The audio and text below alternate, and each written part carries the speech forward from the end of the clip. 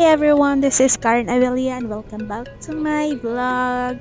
Please like and subscribe. So for today's video guys ay matuloy na din namin yung pupuntahan namin na doon kay mama. And then the main reason kung bakit kami pupunta doon kasi I miss my mother, you know that.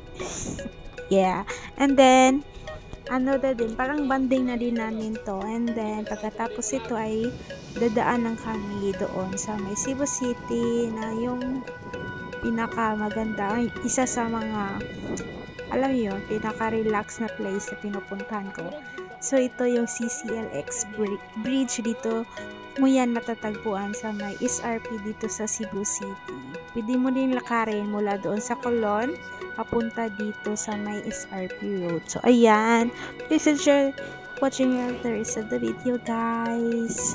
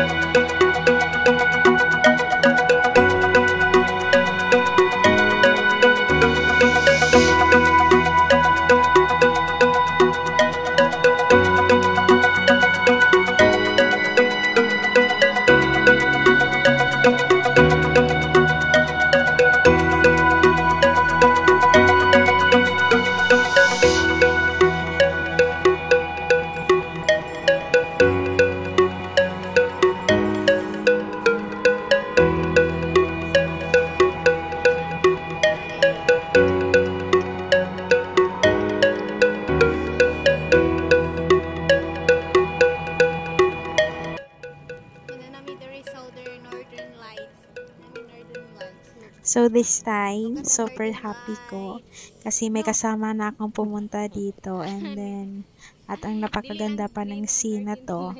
So thank you so much for being with me here.